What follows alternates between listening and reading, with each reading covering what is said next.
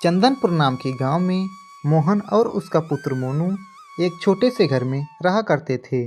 मोहन बहुत ही गरीब व्यक्ति था। उसके पास ना तो कोई खेती करने के लिए जमीन थी और ना ही कोई व्यापार। लेकिन उसके पास एक गाय थी जो सुबह शाम दूध देती थी, जिसे बेचकर मोहन अपने परिवार का जैसे तैसे खर्चा चलाता और अपने बेटे को पढ़ाता लिखाता था। अगली सुबह मोहन दूध बेचने के लिए दूसरे गांव जाता है और वहां पहुंचकर वह दूध बेचने लगता है। दूध ले लो, दूध ले लो, शुद्ध ताजा दूध ले लो, गाय का शुद्ध ताजा दूध ले लो। मोहन दूध बेच रहा था, तभी एक आदमी मोहन से बोला, अरे ओ दूध वाले भैया, दूध कितने में दे रहे हो? हाँ भैया, 10 रुपया बोतल है, कितना दे दूँ? आज मुझे 2 बोतल दूध दे दो। अगर अच्छा लगा तो कल मैं और दूध लेकर जाऊंगा। मोहन बोला। ठीक है भैया, ये लो। मोहन दूध देकर पैसा लेकर वहां से आगे चल देता है। दूध ले लो, दूध ले लो, ताज़ा ताज़ा दूध ले लो। अरे ओ दूध वाले भैया, मुझे भी 4 बोतल दूध देना।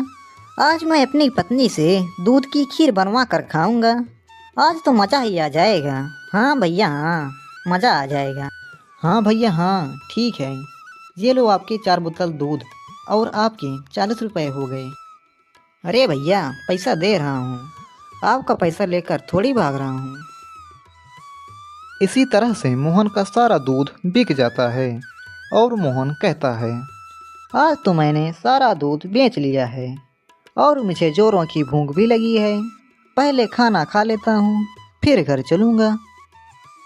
मोहन जैसे ही खाना खाने के लिए बैठता है, तभी उसके पास एक आदमी आता है और कहता है, अरे भैया, कुछ खाने को लिए हो तो दे दो, बड़े जोरों की भूख लगी है।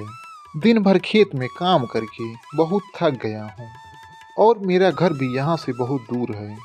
अगर मैं घर जाकर खाऊंगा तो रास्ते में ही मर जाऊंगा। यह सुनकर मोहन कहता है, अरे भैया, मैं भी खाना खाने के लिए बैठा ही था, लेकिन कोई बात नहीं, ये लो, आप खा लो। तुमको मुझसे ज़्यादा भूख लगी है, पहले तुम खाना खा लो, ये लो खा लो। तभी वह आदमी मोहन से खाना लेकर खाता है, फिर कहता है, अरे बहुत बहुत धन्यवाद भैया, मुझे अपना खाना देने के लिए। अगर आपने आज खाना ना दिया होता तो आज मैं मर ही जाता। धन्यवाद भैया, अब मैं चलता हूँ। यह कहकर वह आदमी मोहन को धन्यवाद करके वहाँ से चला जाता है और मोहन भी अपने घर की ओर निकल पड़ता है। कुछ देर बाद मोहन घर पहुँचता है और घर पहुँचकर वह खाना खाता है। खाना खाकर वह जैसे ही आराम करने के लिए बैठता है, वैसे उसके घर एक बूढ़ा आदमी आ जाता है, जिसकी स्थिति मोहन से भी खराब होती है। वह बूढ़ा आदमी कहता है, अरे घर में कोई है? बेटा, घर में कुछ खाने को हो तो दे दो। बड़े जोरों की भूख लगी है। मैंने पिछले कई दिनों से कुछ नहीं खाया। अगर कुछ बचा हो तो दे दो, ऊपर वाला आपकी मदद करेगा। यह सुनकर मोहन कहता है, बाबा, आज खाने में तो कुछ भी नहीं बचा है, लेकिन मेरे पास मेरी गाय का शुद्ध ताज़ा दूध है, जिसे मैं आराम करने के बाद पास के गांव में बेचने के लिए जा रहा था। लेकिन कोई बात नहीं, आप ये दूध पी लीजिए। इससे आपकी भूख तो नहीं मिटेगी, लेकिन कुछ समय के लिए राहत जरूर मिल जाएगा। हाँ बाबा, लीजिए, ये दूध पी लीजिए। यह कहकर मोहन उस बूढ़े आदमी को दूध से भरा डिब्बा दे देता है। दूध पीकर वह बूढ़ा आदमी मोहन से कहता है, हे भले आदमी, तुम्हारा नाम क्या है? तुम बहुत ही नेक दिल हो। मोहन बोला, बाबा, मेरा नाम मोहन है। मैं भी गरीब हूँ। बस मेरे पास एक प्यारी सी गाय है, जो ऊपर वाले की कृपा से सुबह शाम दूध देती है और मैं सुबह और शाम दूध बेचने जाता हूँ और उस दूध को बेचकर जो थोड़ा बहुत पैसा मिलता है उसी से मेरे घर का खर्चा चलता है। बाबा, सब ऊपर वाले की कृपा है। हाँ बेटा, तुम सही कह रहे हो। सब ऊपर वाले की ही कृपा है, सब उन्हीं से तो चलता है। अच्छा ठीक है बेटा, मैं चलता हूँ। मोहन बोला। हाँ बाबा, आप चलिए, मैं भी अपनी प्यारी गाय का चारा लाने के लिए जंगल की ओर जा रहा हूँ। यह कहकर बूढ़ा आदमी वहां से चला जाता है और मोहन भी चारा लाने के लिए जंगल की ओर निकल पड़ता है। मोहन जंगल से चारा लाकर अपनी गाय को देता है। मोहन था तो गरीब, लेकिन सभी जरूरतमंदों की मदद करता था और किसी को भी खाली हाथ नहीं जाने देता था। इसी तरह से पिता और पुत्र का कुछ दिन तक गुजारा चलता रहता है। लेकिन एक दिन मोहन का बेटा मोनू तेज बीमार पड़ जाता है और मोहन बहुत चिंतित हो जाता है, क्योंकि उसके पास मोनू का इलाज कराने के लिए पैसे नहीं थे। मोहन कहता है, हे भगवान, अब मैं क्या करूं? मेरे पास पैसे भी तो नहीं हैं। अब मैं अपने बेटे का इलाज कैसे कराऊंगा? मुझे कुछ समझ नहीं आ रहा, कुछ भी नहीं। कुछ देर बाद मोहन सोचता है और फिर कहता है, एक काम करता हूँ, अपनी प्यारी गाय को बेच देता हूँ। जैसे पैसे मिलेंगे वैसे ही मैं अपने बेटे का इलाज करवा लूँगा। यह सोचकर मोहन अपनी गाय के पास जाता है और कहता है, मुझे माफ़ कर देना मेरी राम प्यारी, मैं तुम्हें बेचने जा रहा हूँ। मेरे पास कोई चारा भी तो नहीं है। अगर मेरा बेटा बीमार ना होता मैं तुम्हें कभी नहीं बेचता, कभी नहीं। यह कहकर मोहन अपनी गाय को बेचने के लिए बाजार की ओर लेकर निकल पड़ता है। बाजार का रास्ता बहुत लंबा होता है, इसलिए मोहन चलते चलते थक जाता है और एक बड़े से पेड़ के नीचे आराम करने के लिए रुक जाता है। जिस पेड़ के नीचे मोहन आराम करने के लिए रुका था वह एक जादुई पेड़ होता है और सभी अच्छे आदमियों की मदद करता था।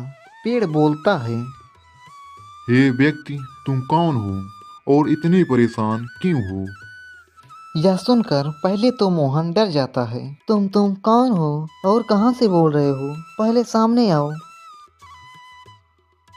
यह सुनकर पेड़ प्रदर्शित होता है और मोहन को दिखाई देता है। यह देखकर मोहन के जान में जान आती है और मोहन जादुई पेड़ से कहता है, हे जादुई पेड़, मेरा नाम मोहन है। मैं एक गरीब आदमी हूँ। मेरे पास एक प्यारी सी गाय थी जिसका दूध बेचकर मैं अपने परिवार का खर्चा चलाता था।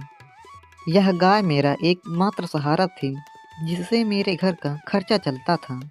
लेकिन मेरा बेटा मोनू तेज बीमार पड़ गया है, जिसका इलाज कराने के लिए मैं अपनी प्यारी गाय को बेचने के लिए बाजार जा रहा हूँ। यह सुनकर जादुई पेड़ मोहन को एक जादुई पत्थर देता है। पत्थर को लेकर मोहन जादुई पेड़ से कहता है, हे जादुई पेड़, यह तो एक साधारण सा पत्थर है, इसका मैं भला क्या करूँगा?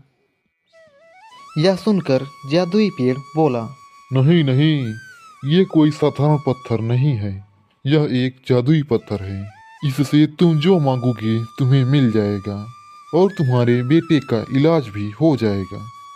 लेकिन एक बात हमेशा याद रखना, इसे हमेशा अच्छे कार्यों के लिए इस्तेमाल करना और हमेशा अपने पास ही रखना। अगर तुम इसे कोई बुरे कार्य के लिए इस्तेमाल करोगे तो यह हमेशा हमेशा के लिए गायब हो जाएगा।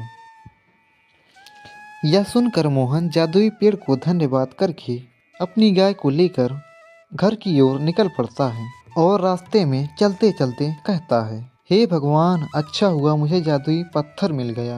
अब मेरा बेटा भी ठीक हो जाएगा और मुझे मेरी प्यारी गाय को बेचना भी नहीं पड़ेगा। यह कहकर मोहन घर की ओर निकल पड़ता है